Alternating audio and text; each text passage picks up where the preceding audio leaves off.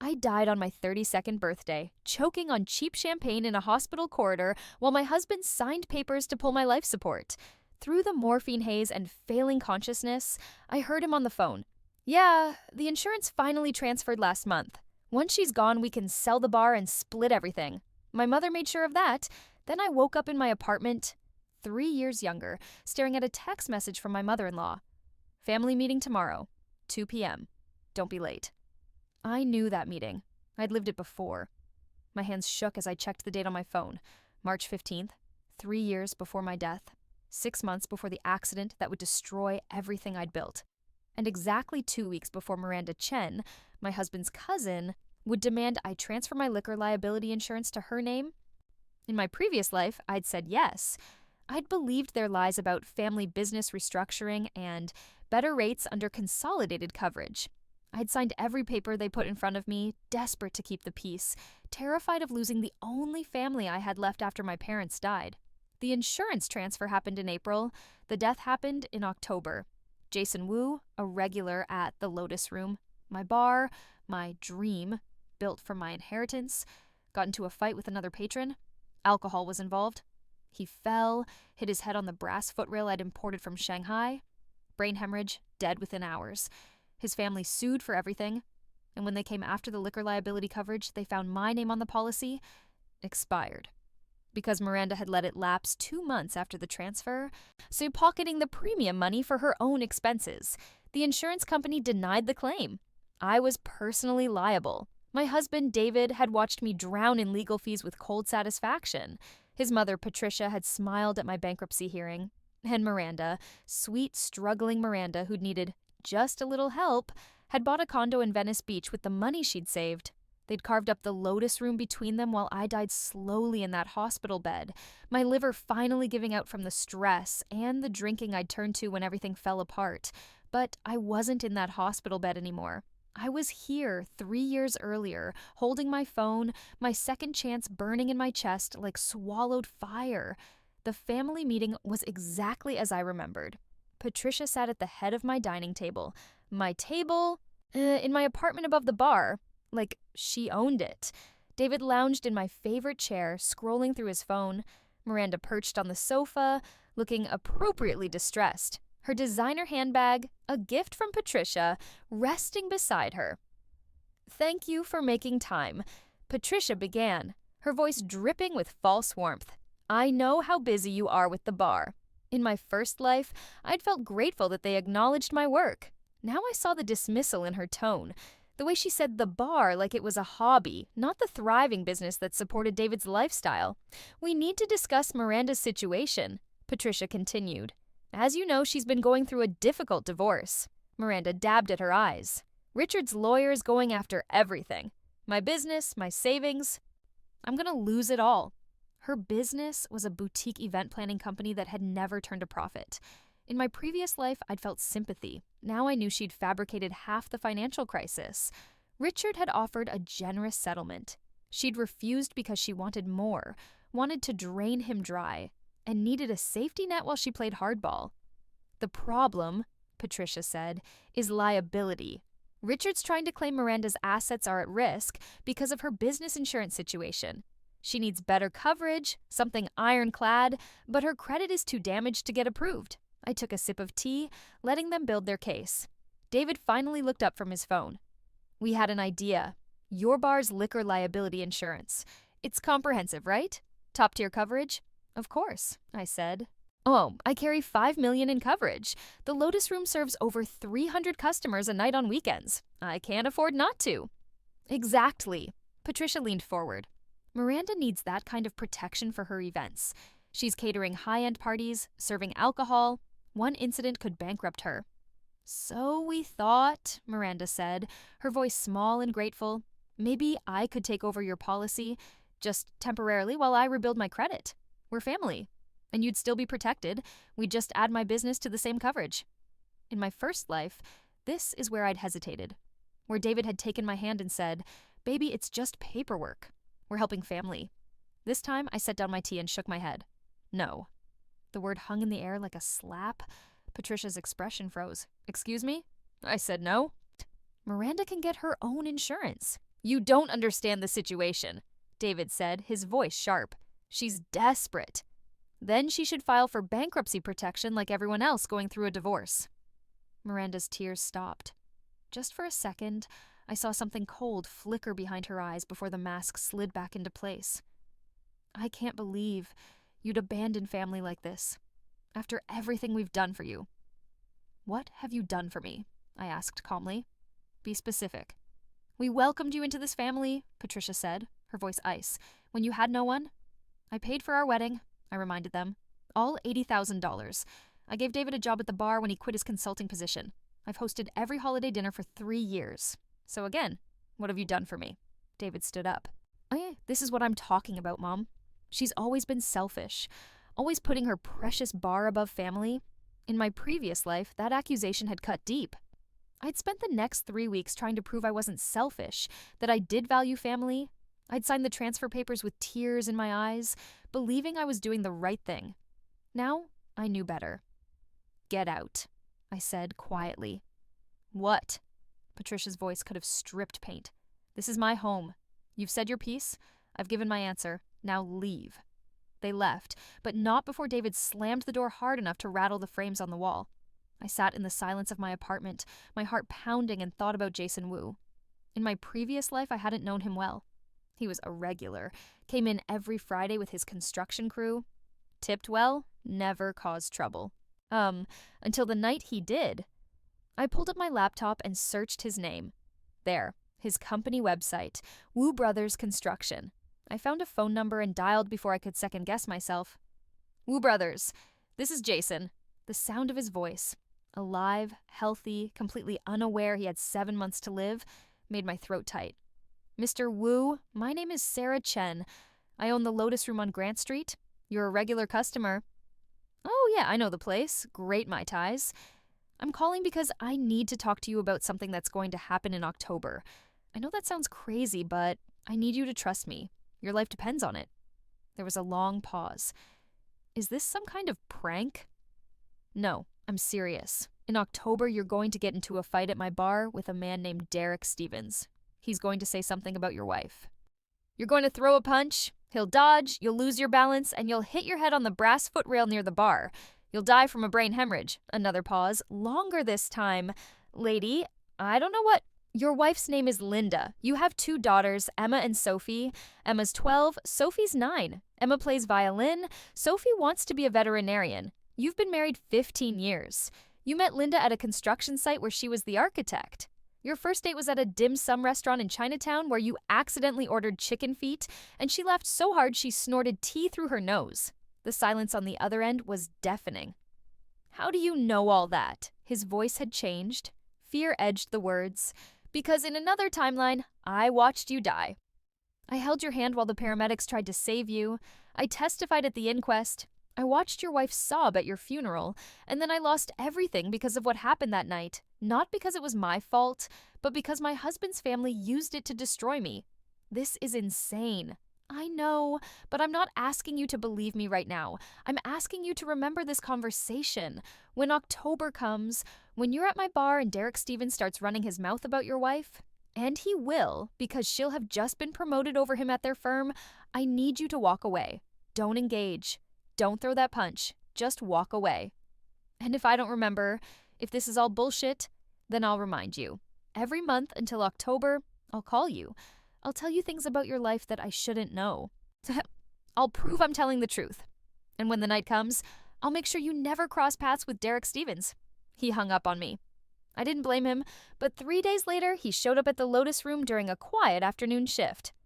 I was behind the bar reviewing inventory when he slid onto a stool.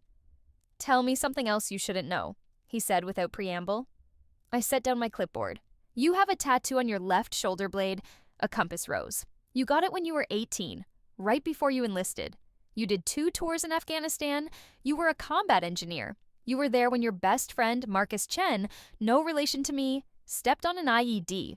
You carried what was left of him 3 miles to the evac zone. You still have nightmares about it? His face had gone white. How? Because I watched you have a panic attack at my bar once. Linda told me about Marcus while she held you. You don't remember because it happened 2 years from now, after Sophie breaks her arm in a bike accident and the sound of her crying triggers your PTSD. Jason's hands were shaking. Who are you? What are you? I'm someone who got a second chance, and I'm trying to make sure you don't need one. He came back the next week, and the week after that. Slowly, I told him everything. About the fight, about the lawsuit, about my husband's family and what they'd done to me. I didn't tell him about dying, about waking up 3 years younger. That felt like too much. But I told him enough. So, they're trying to scam you out of your insurance, he said finally, after I'd explained the transfer demand. And you said no. I said no. Good. Don't change your mind. He took a long pull from his beer. But that means you're going to be stuck with the liability when I crack my head open. You're not going to crack your head open. I won't let you into the bar that night. And if I sneak in? If I'm drunk and determined? Sarah, you can't watch me 24/7. He was right. The knowledge settled in my stomach like a stone. So what do we do? I asked. Jason thought for a long moment. We make sure the fight never happens. Tell me about Derek Stevens.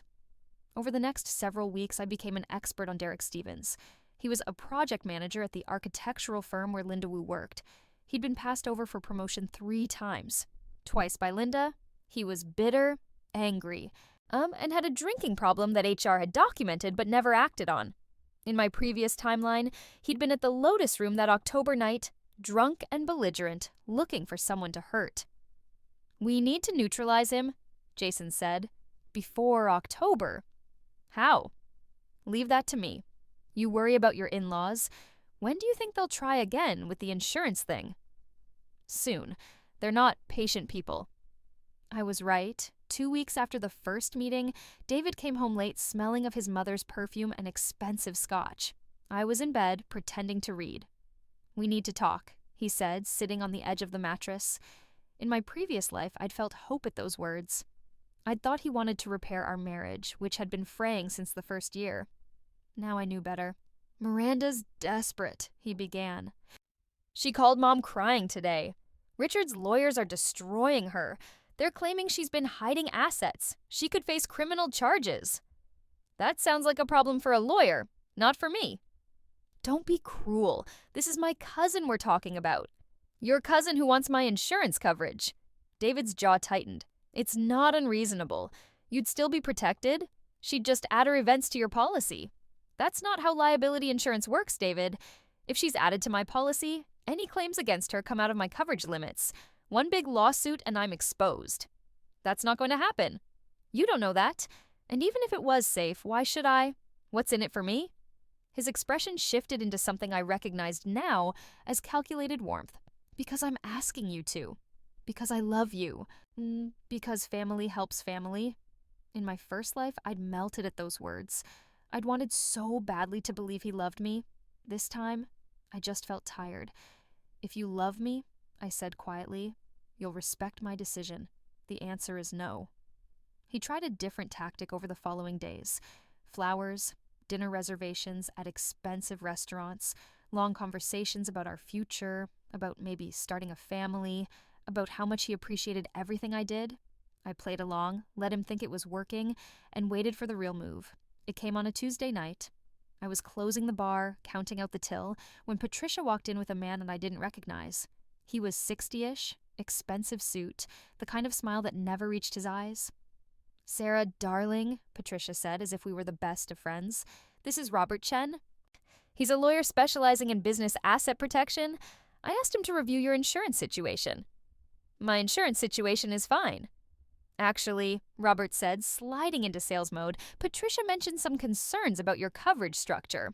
I took the liberty of reviewing your policy. She had David send me a copy. And I have to say, you're significantly overinsured for a business your size.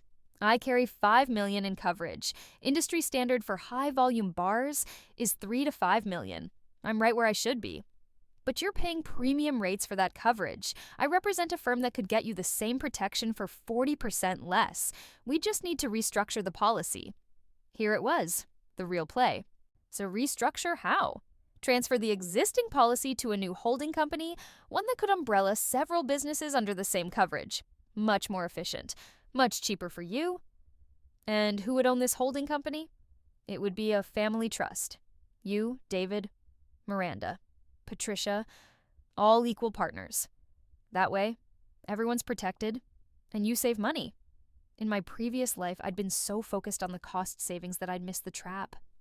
Once the policy was transferred to a trust, I'd lose direct control. Patricia would be the trustee, and when the incident happened, she'd make sure the coverage lapsed just like before. Except this time, I'd be the one responsible for maintaining it, and she'd have documentation showing I'd failed to pay. That's an interesting pitch, I said. I'll think about it. Patricia's smile tightened. There's a deadline, dear. This special rate is only available until the end of the month. Then I guess I'd better decide quickly. They left unsatisfied. I pulled out my phone and called Jason. They just tried to scam me with a fake insurance restructure. Did you record it? No, should I have? Next time, yes. We need documentation. They're building up to something big. He was right. Over the next week, the pressure intensified. David started arguments about money, about how I was selfish with my inheritance, about how his family had always supported us while I kept everything separate. Miranda called crying, begging me to reconsider, saying she was about to lose her apartment. And Patricia played her trump card. She called me on a Saturday morning, her voice trembling with manufactured emotion. I've been diagnosed with arrhythmia. The doctor says it's serious. I could have a heart attack at any time. I'm sorry to hear that, I said, keeping my voice neutral. I want to make sure my affairs are in order, for David's sake. And I realized if something happens to me, Miranda will have no one. She's my niece, Sarah. She's family. I need to know she'll be taken care of. The emotional blackmail was clumsy but effective. In my previous life, it had worked. What do you need from me? Just sign the insurance transfer, please. Give an old woman peace of mind before she dies. I'll think about it. Sarah, I said I'll think about it. I hung up and immediately called Patricia's doctor, the same one from my previous timeline. Dr. Morrison was a family friend, loose with information if you ask the right questions. I'm worried about Patricia's heart condition, I said.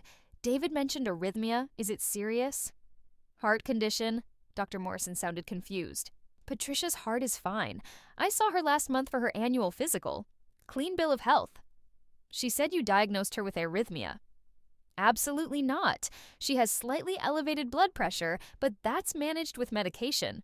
Why would she tell you that? Good question. I recorded the rest of the conversation with Dr. Morrison's permission and sent it to David. His response came an hour later. You called my mother's doctor?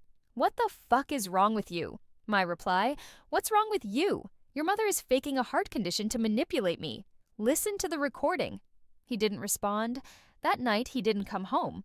3 days later, Miranda showed up at the bar with her lawyer. Not Robert Chen, the fake insurance specialist, but a real lawyer with real paperwork. I'm suing you for business interference, Miranda announced, loud enough for my customers to hear. You've been sabotaging my reputation, telling my clients not to work with me, and now I'm losing contracts because of your lies. It was complete fiction.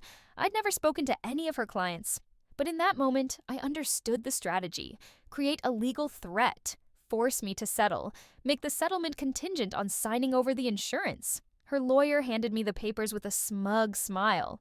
We're seeking $500,000 in damages. We have 3 witnesses who will testify that you deliberately tried to destroy Miss Chen's business. What witnesses? That's confidential at this stage. This is bullshit, Jason said from his seat at the bar. He'd become a near-permanent fixture, my unofficial bodyguard. She's never even mentioned your client's name. Who are you? Miranda's lawyer asked. A witness to the fact that Sarah Chen has been nothing but professional. If you're claiming she sabotaged your client, you'd better have real evidence because I've been here 3 nights a week for the past 2 months, and I've never heard her say a bad word about anyone. The lawyer's confidence flickered. We'll see what comes out in discovery. They left. I slumped against the bar, my hands shaking. They're escalating, Jason said. This is bad. I know. So what are you going to do? I thought about everything I'd learned in my first life. About the way Patricia operated, the way David enabled her, the way Miranda played victim while systematically destroying anyone who got in her way.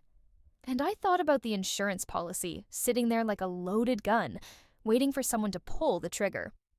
I'm going to let them win, I said slowly, but on my terms. Jason raised an eyebrow. Explain. Over the next hour, I laid out my plan. It was risky. It required perfect timing. And it meant playing weak when every instinct screamed at me to fight. But it would work. It had to. The next morning, I called Patricia. I'll sign the transfer papers, but I have conditions.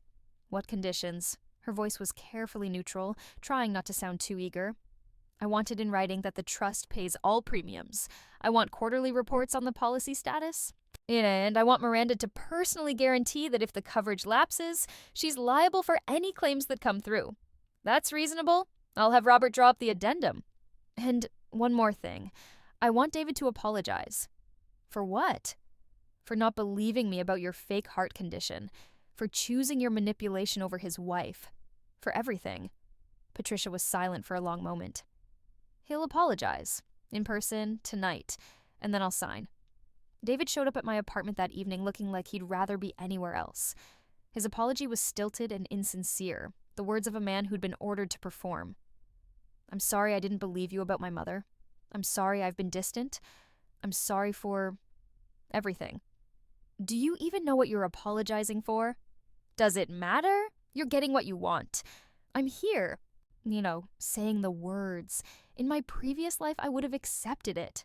Would have been so grateful for scraps of attention that I'd have convinced myself it was enough. Now I just felt pity. Okay, I said. I'll sign the papers tomorrow. His relief was visible. He actually smiled at me, the first genuine expression I'd seen from him in weeks. Thank you. Really, this means everything to Miranda, to my mom, to us. Sure. The signing happened at Robert Chen's office. The fake lawyer had a real law degree, it turned out. He'd just been disbarred in California for ethics violations and was practicing without a license in Oregon. But his paperwork looked legitimate enough, and Patricia had clearly paid him well.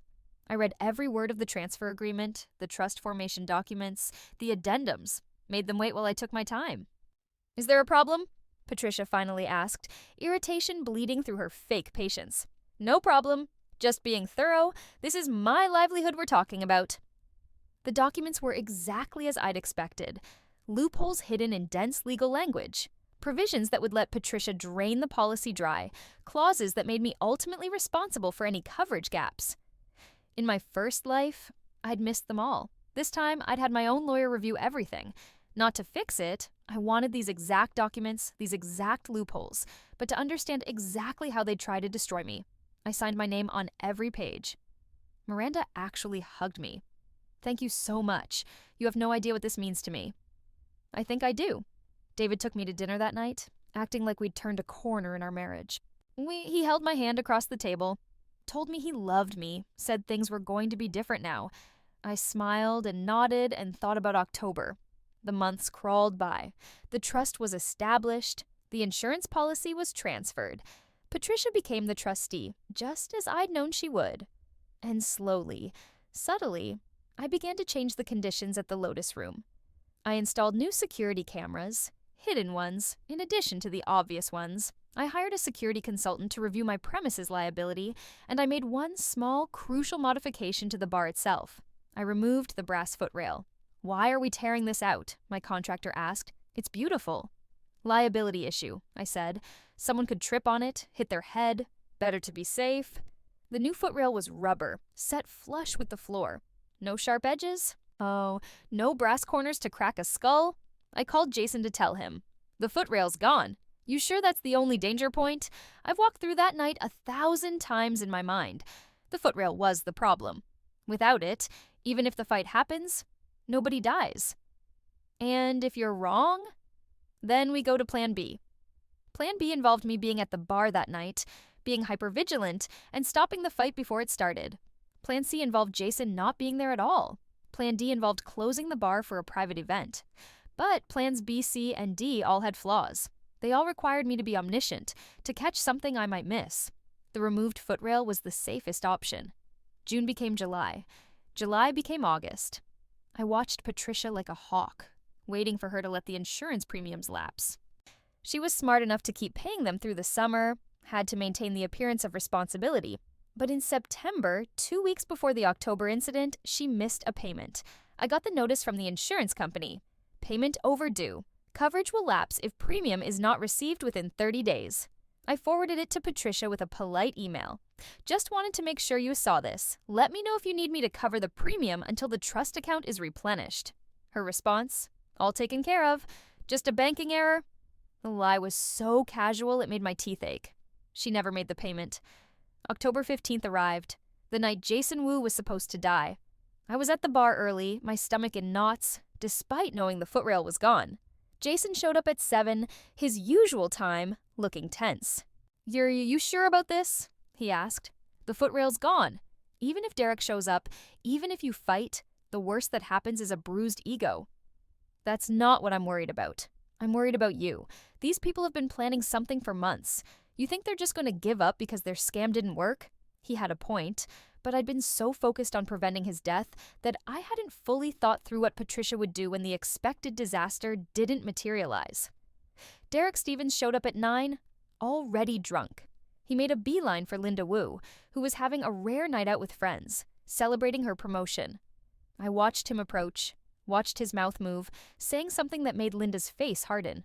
Watched her throw her drink in his face. Jason was on his feet instantly, crossing the floor. Don't! I called out, but he was already there, already between Linda and Derek, already grabbing Derek's collar. You want to say that again? Jason's voice was low and dangerous. Your wife's a fucking... Jason's punch was textbook. Derek went down hard, sliding across the floor, his head heading straight for where the brass footrail used to be. Instead, his skull hit rubber. He groaned, dazed but conscious, definitely not dead. Security hauled him out. Jason stood there breathing hard, knuckles bloody, looking at me with wide eyes. It worked, he said. Holy shit, it worked. Linda rushed over, checking on Jason, and I sagged against the bar in relief so profound it made me dizzy. The night was supposed to end there. Jason alive, Derek banned from the bar. The disaster averted. But at 11:47 p.m., 4 minutes before last call, a college kid named Brandon Taylor stumbled out of the bathroom, collapsed near the door, and stopped breathing. Alcohol poisoning. We called 911 immediately, performed CPR, did everything right. He died anyway. The lawsuit came within a week. Brandon's parents went after everyone. Me, the bar, the trust, anyone associated with the business. They weren't wrong to be angry. Their son was 19, had used a fake ID to get in, and had died on my premises. But the real problem wasn't the lawsuit. It was the insurance. Patricia hadn't just let the premium lapse. She'd actively canceled the policy 3 weeks earlier, pocketing the remaining premium refund, and had forged my signature on the cancellation request. The insurance company denied the claim, no coverage. The Taylor family's lawyers came after me personally, seeking $10 million in damages. They had evidence that Brandon had been overserved, that my bartender had missed signs of acute intoxication, that we'd failed in our duty of care. And then they found the trust documents, found that I'd transferred the policy to Patricia's control, found the canceled coverage, and they went after Patricia instead.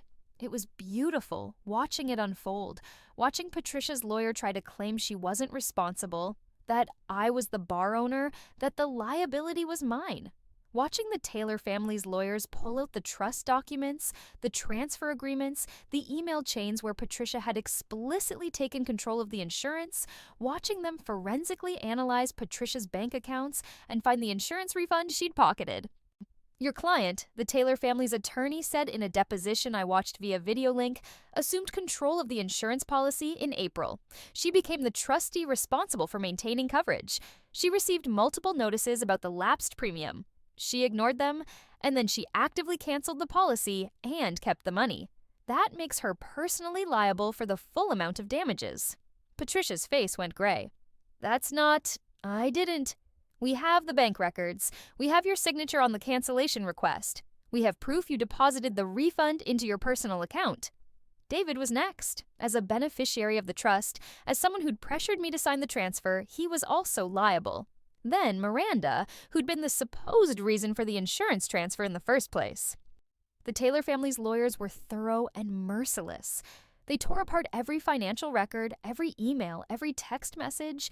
They found evidence of the scheme, David's messages to his mother about getting control of Sarah's assets, Patricia's emails to Robert Chen about neutralizing the insurance obstacle, Miranda's texts about finally getting what we deserve. The conspiracy was laid bare in court documents that became public record. The bar was mine, fully and completely. The trust was dissolved as part of the legal proceedings. Patricia, David, and Miranda were found jointly and severally liable for the Taylor family's damages. $10 million plus legal fees. Patricia lost her house, David lost his car, his savings, his credit. Miranda lost the Venice Beach condo she'd bought with her savings. They filed for bankruptcy. Oh, all three of them. Within a month of each other. I filed for divorce the day after the verdict came down. David didn't contest it. He couldn't afford a lawyer. The last time I saw him, he was moving boxes into his mother's garage, the only property she'd managed to keep because it was technically in her deceased husband's name. "You planned this," he said. His voice was hollow. "All of it. You knew that kid was going to die." "No. I knew Jason Wu was going to die in my first life. I prevented that. Brandon Taylor was a surprise." "Your first life? What the fuck are you talking about?" "Nothing. It doesn't matter now. You destroyed us. My mother, Miranda, me. You destroyed all of us." "No," I said calmly. "You destroyed yourselves. I just made sure you couldn't take me down with you." He lunged at me. Security held him back. I walked away and didn't look back. Jason Wu came to the bar 3 nights after the verdict, Linda at his side. They brought their daughters, Emma with her violin case, Sophie with her veterinary textbooks. "We wanted to say thank you," Linda said. "We heard what happened. About the lawsuit, about your in-laws. We're so sorry." "Don't be. It worked out exactly as it should have." Jason studied me for a long moment. "You knew something bad was going to happen that night?" "Not to me, to someone else. That's why you were so calm when Derek showed up." "I didn't know, but I prepared for every possibility." "The insurance thing? Letting them steal it? Letting them think they'd won? That was the trap, wasn't it? You needed them to take the liability, so when something inevitably went wrong, they'd be the ones holding the bag." I didn't answer. "Didn't need to." "Jesus," he said. "Remind me never to fuck with you." Linda laughed, but her eyes were sharp. "Did you know Brandon Taylor was going to die?" "No, I knew someone might. Alcohol, large crowds, bad luck. It's a dangerous combination.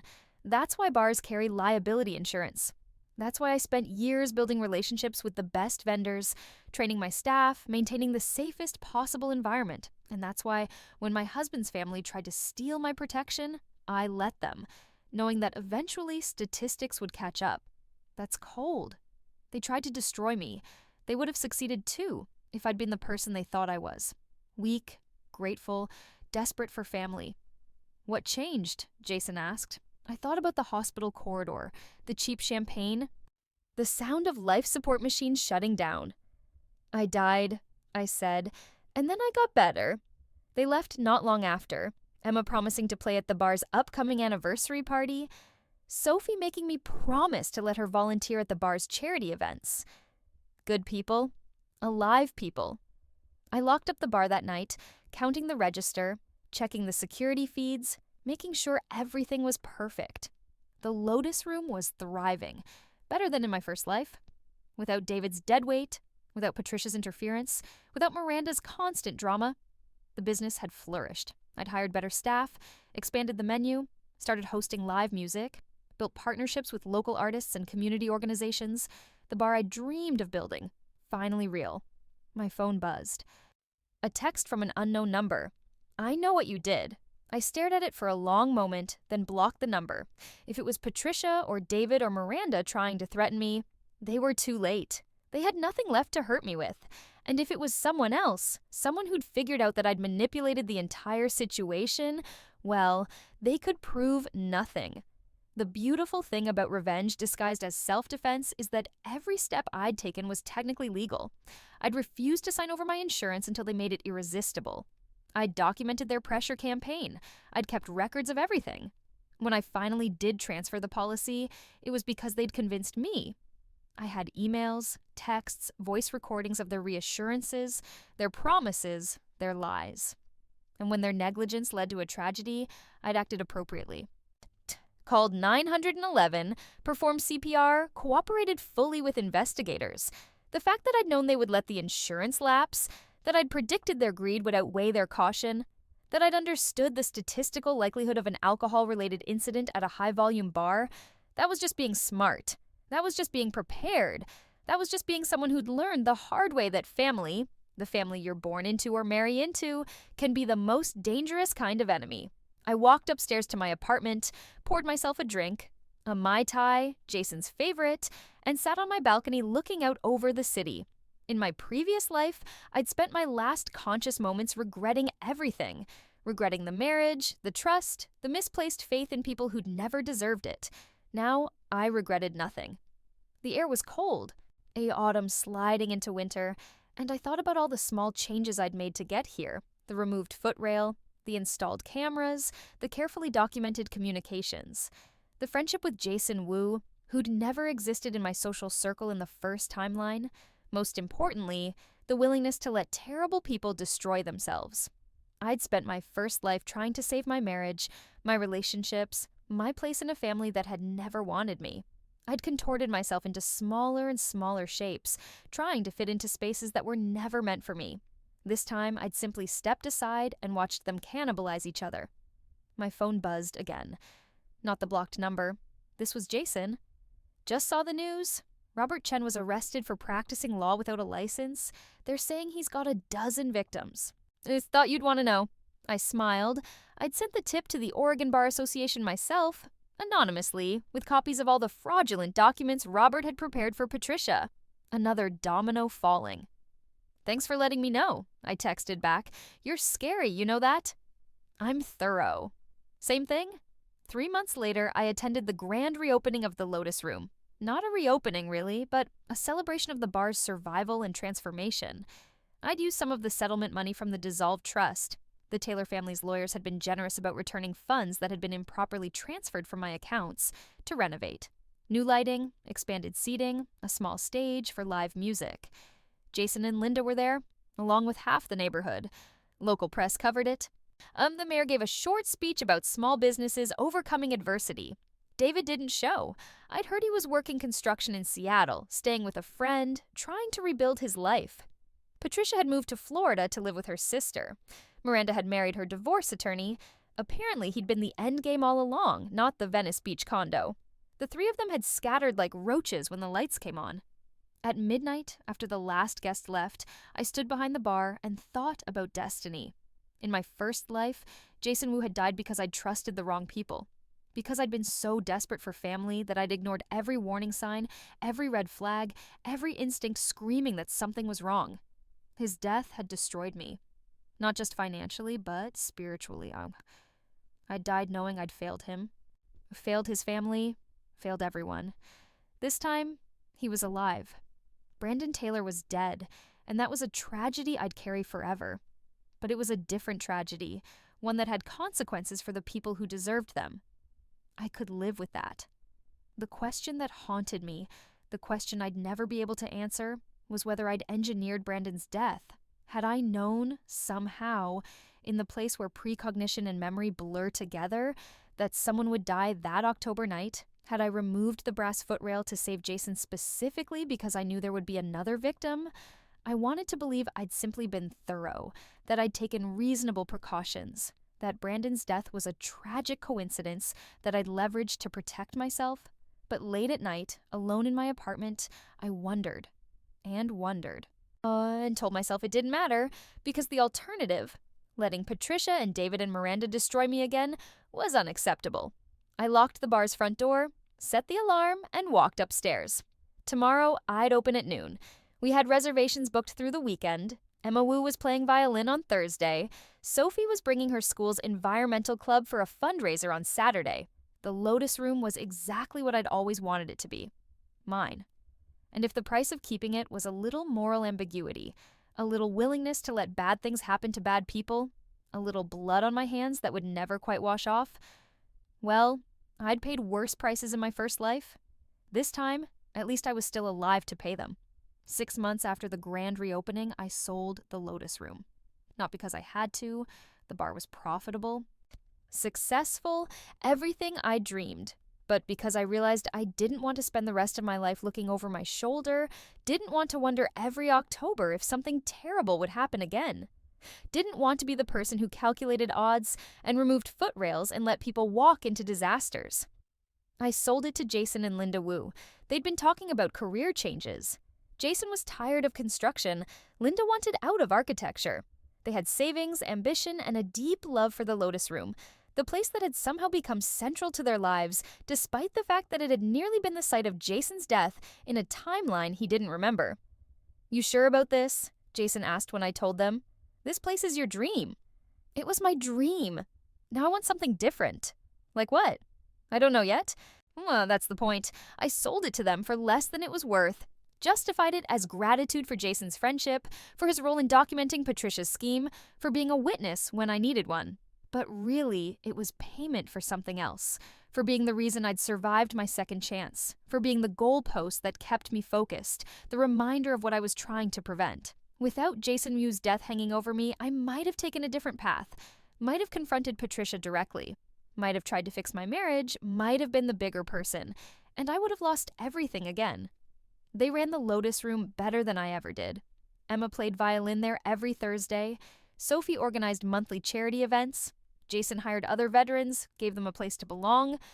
Linda turned the second floor into an art gallery showcasing local artists. I visited sometimes, sat at the bar, ordered a Mai Tai, and felt like a ghost haunting her own past. On the 1-year anniversary of Brandon Taylor's death, his parents came to the bar. I was there, coincidentally, or maybe not.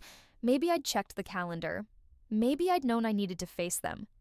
They sat 2 stools away from me. Didn't recognize me at first. We'd never met face-to-face during the lawsuit, only through lawyers and court documents. But Linda recognized them. She came over, somber and respectful. "Mr. and Mrs. Taylor, welcome. What can I get you?" "We didn't come to drink," Mrs. Taylor said. Her voice was fragile, like blown glass. "We came to see the place, where he died." "I understand." "Take all the time you need." They stood there in the middle of the bar, looking at the floor, the lights, the stage where Emma was setting up her violin. Mrs. Taylor was crying silently. Mr. Taylor had his arm around her, his own face carved from stone. I couldn't stand it. I got up, walked over. "I'm Sarah Chen. I owned the bar when Brandon died." Mrs. Taylor's head snapped up. "You. Me. You let him die." Her voice was broken. "He was 19. He used a fake ID. Your bartender should have known. You should have. You're right. We should have caught it. We failed your son. And I'm sorry." The apology seemed to deflate her rage. She sagged against her husband, sobbing harder. "Why did you come here?" I asked quietly. "Why torture yourselves?" "We needed to see it," Mr. Taylor said, "to understand, to try to..." He couldn't finish. "He was here with friends," I said. "They'd been to 3 other bars before this one. He was already drunk when he arrived. Not an excuse. We should have refused service. But that's what happened. He went to the bathroom around 11:30. When he came out, he collapsed. We called 911 immediately, performed CPR, did everything we could. But it was too late. The alcohol poisoning was too advanced." "Did he suffer?" Mrs. Taylor asked. I thought about lying, but they deserved the truth. "I don't know. He was unconscious. His friends said he'd been complaining of dizziness, nausea, but they thought he was just drunk. The paramedics said he probably didn't feel anything at the end, that he just slipped away." She nodded, still crying. "The people who owned the bar, the ones we sued, they're gone now, bankrupt." "Oh, we destroyed them." "They destroyed themselves. Their negligence, their greed. That's what killed them, not your lawsuit. You did the right thing holding them accountable." "It doesn't bring Brandon back." "No, it doesn't." We stood there in the silence of shared grief. I'd never had children, never lost anyone the way they'd lost their son. But I died once, and that gave me some small window into the abyss they were living in. "The bar is different now," Mr. Taylor said, looking around. "Better run?" "Much better. The new owners are good people. They're careful. They card everyone, even people who obviously aren't 19. They've trained their staff to recognize intoxication. They've partnered with local rideshare services to make sure drunk patrons get home safely. They've done everything right? That doesn't help us?" "I know." Mrs. Taylor looked at me directly for the first time. Her eyes were red, devastated, but sharp. "You knew the previous owners were negligent. You let the insurance lapse. You set them up." My heart stopped. "What?" "We had good lawyers. They explained everything. The trust, the transfer, the timing. You knew what they were doing, and you used it against them. Our son died because you were playing games with terrible people. Your son died because he drank too much, I said quietly. Because his friends didn't stop him. Because our bartender made a mistake. I didn't set up anything. I protected myself from people who were trying to destroy me. I'm sorry Brandon got caught in the middle, but his death wasn't a game to me. So it was a tragedy I've had to live with every day since. Do you regret it? What you did? I thought about lying again, but they were owed honesty. I regret that he died. I regret that I couldn't prevent it. I regret that his death served my purposes, even though I never wanted anyone to die. But do I regret protecting myself from people who would have ruined me? No, I don't. Mrs. Taylor's face hardened. Then you're just as bad as they were. Maybe, but I'm the one who's still standing, and that matters. They left shortly after. I never saw them again, but 2 weeks later, I received a letter from Mrs. Taylor, handwritten on cream stationery. Dear Miss Chen, I've been thinking about our conversation at the bar, about what you said regarding survival and protection, and the difference between guilt and responsibility. I don't forgive you. I want to be clear about that. Whether you engineered my son's death or simply failed to prevent it, the result is the same. He's gone and you're alive, and that will never be acceptable to me. But I've been reading about your in-laws, about what they did to you, what they tried to do, and I understand, in a distant, intellectual way, why you did what you did. Predators exist. Sometimes the only way to survive them is to be smarter, colder, more ruthless than they are. My son wasn't a predator. He was a stupid kid who made terrible choices. He didn't deserve to die, but he wasn't your responsibility. The people who gave him alcohol, who let him drink himself to death, they were responsible. And you made sure they paid. There's a kind of justice in that, even if it's not the justice I wanted. I hope you can live with what you've done. I hope you never forget my son. And I hope that someday, somehow, this all balances out in a way that makes sense. Maybe in another life, we could have been friends? Maybe you could have saved Brandon the way you saved Jason Wu? Yes, I know about that too. My lawyers were very thorough. But this is the life we're in. This is the timeline we're living. So I'll say what I need to say. I hope you find peace, even though you don't deserve it. I hope you never face another tragedy, even though you orchestrated this one. And I hope that if there's a God and if there's an afterlife, you'll stand before my son and explain yourself. Sincerely, Rebecca Taylor. I read the letter 3 times, then put it in a fireproof safe in my closet. It felt important. Proof that I wasn't a sociopath. That someone had looked directly at what I'd done and judged it fairly. Not forgiven it, but understood it. That had to be enough. I moved to Portland 6 months after selling the bar. Started fresh in a city where no one knew me, where I had no history, no ghosts, no moral ambiguity following me around. I got a job as a consultant for bars and restaurants, helping them with insurance, liability, risk management. It was ironic work for someone who'd manipulated insurance for revenge. But I was good at it. Better than good. I could see holes in coverage that other people missed, could predict disasters before they happened, could save business owners from themselves. I was a prophet of other people's potential tragedies. Jason called occasionally, updates on the bar, on Emma's violin progress, on Sophie's veterinary dreams. We kept in touch the way people do when they've survived something together, but don't quite want to remember what it was. David called once, 2 years after the divorce. Drunk, maudlin, angry. You ruined my life, he slurred into the phone. Everything I had, everything I could have been. You took it all. You tried to ruin mine first, I replied calmly. I just did it better. I loved you. I really did, in the beginning. No, you didn't. You loved my money, my bar, my willingness to be a doormat.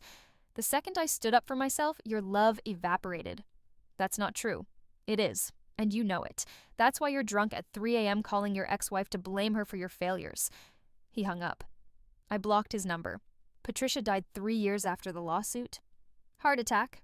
Ironic, given her fake diagnosis. I didn't go to the funeral. Sent flowers with a card that said condolences. Nothing more. Miranda reached out on Facebook, asking if we could talk, clear the air, maybe be friends again. I left her on read. Some bridges aren't meant to be rebuilt. On the 5-year anniversary of my rebirth, The day I woke up in my apartment, 3 years younger, with a second chance burning in my chest, I flew back to the city, visited the Lotus Room, sat at the bar. Emma was playing violin, 21 now, performing with a string quartet. Sophie was in veterinary school, volunteering at the animal shelter the bar supported. Jason and Linda were behind the bar, laughing, serving drinks, living the life I'd built for them. The life I'd built for myself, then given away. "You look good," Jason said, pouring me a Mai Tai. "Portland treating you well." "It is. Quiet, anonymous. So everything I needed." "Ever regret leaving?" I looked around the bar. The lights, the stage, the space that had been the center of my universe for so long, and felt nothing but contentment. No, this was always supposed to be yours. I was just keeping it warm. "Bullshit. You're the most possessive person I've ever met. Letting go of this place probably killed you." "It did. But I got over it. Same way I got over everything else." He studied me for a long moment. "You're different now. Lighter. Like you finally put down something heavy." "Maybe I did. The guilt? About Brandon? No. I'll carry that forever. But I put down the anger, the fear, the need to control every variable because I was so scared of dying again." Jason went very still. "Dying again?" I smiled. "Figure of speech?" "No, it's not. You said that once before. Oh, right after we met. About dying and getting better. What did you mean?"